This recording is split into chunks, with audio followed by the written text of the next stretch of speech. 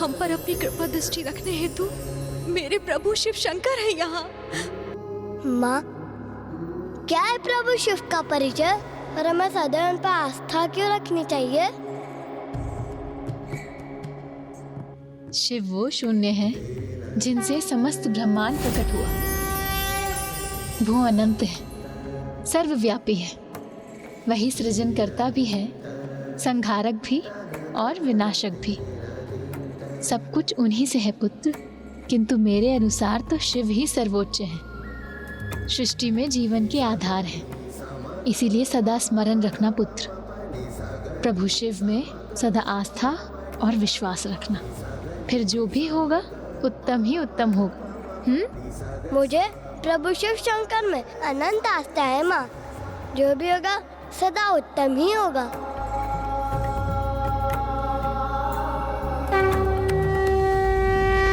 ज्ञान में समृद्ध किंतु धन से दरिद्र होने के कारण भिक्षुणी माता के द्वारा उस बालक का लालन पालन करना कदापि सरल नहीं था। किंतु जब भी वो दोनों ऐसी किसी कठिनाई का सामना करते तो कोई ना कोई चमत्कार उनको उस कठिनाई से मुक्त कर देता।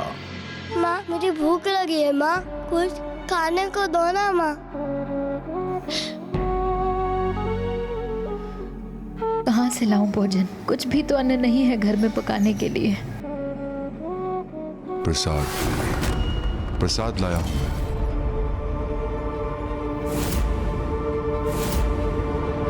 कौन?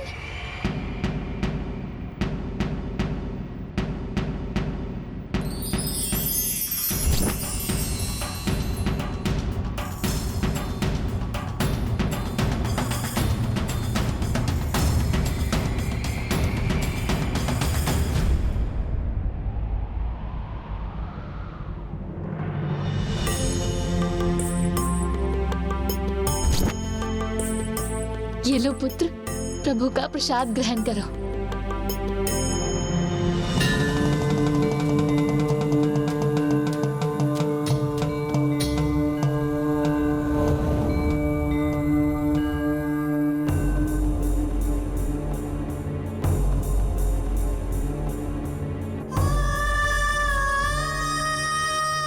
कितना तीव्र ज्वर है तुम्हें पुत्र, किंतु तुम्हारी भिक्षुणी माँ के पास इतना भी धन नहीं कि तुम्हें वैद्य के पास ले जा सके। माँ, आप ही तो कहती हो कि महादेव पर विश्वास और आस्था रखो तो जीवन में सब कुछ उत्तम ही होगा। तो क्यों व्यर्थ चिंता करती है? महादेव हमारा ध्यान अवश्य रखेंगे।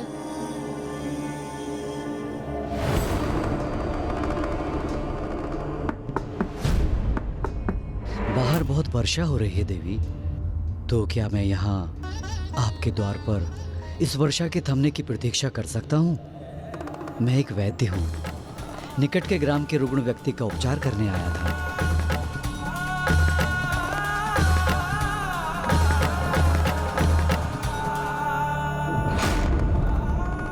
वैद्य स्वयं आ गए यहाँ।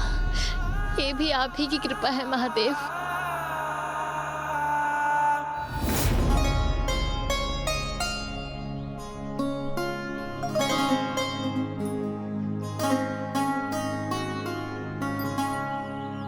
माँ, सभी बालक गुरुकुल जाते हैं, तो मेरा वहाँ जाने का अवसर कब प्राप्त होगा माँ?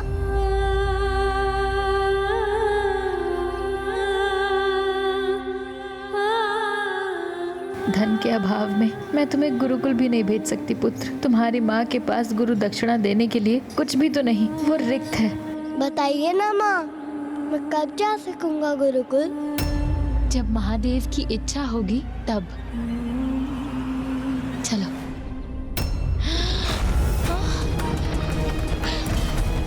पुत्र, पुत्र।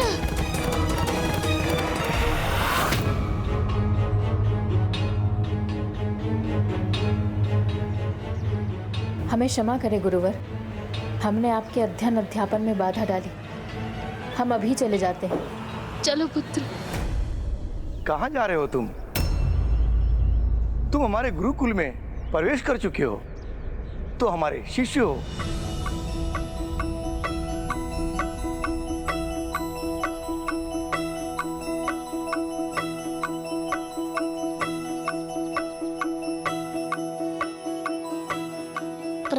गुरुदेव। तुम्हारा नाम क्या है बालक? क्या नाम है तुम्हारा? पुत्र। मेरा नाम तो पुत्र है गुरुदेव। पुत्र? हाँ गुरुदेव, मेरी माँ तो मुझे पुत्र कहकर ही पुकारती है, तो मेरा नाम तो पुत्र हुआ ना। और मेरे सखा मुझे मित्र कह के पुकारते हैं, और आप सभी मुझे सहपाठी कह के पुकार सकते हैं।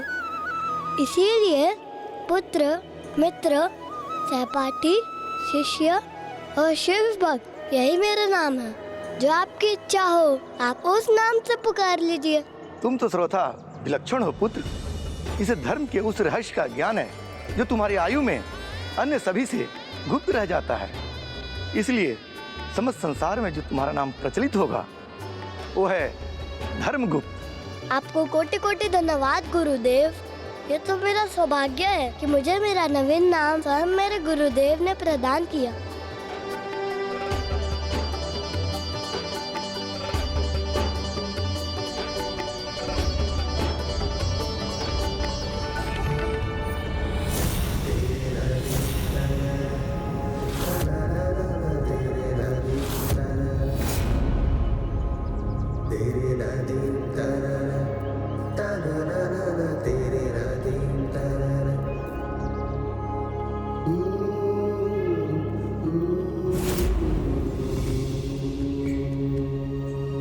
इस प्रकार समय के साथ साथ वो बालक धर्मगुप्त युवा अवस्था में पहुंच गया और अब वो ज्ञान अर्जित कर अत्यंत ज्ञानी हो चुका था। प्रभु शिव शंकर शंभु पर उसकी आस्था और भी दृढ़ हो गई थी।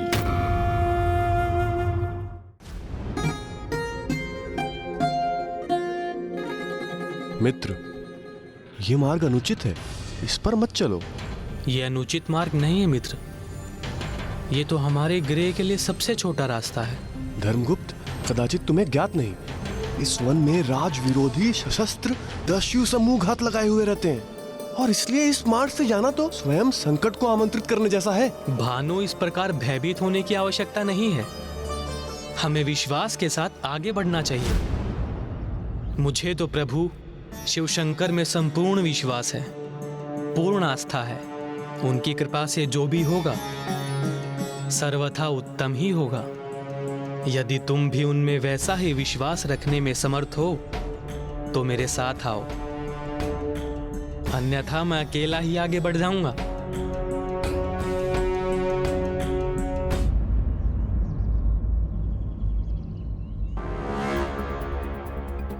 चलते चलते इतनी दूर का मार्ग तय कर चुके हैं कि अब अकेले लौटना भी उचित नहीं।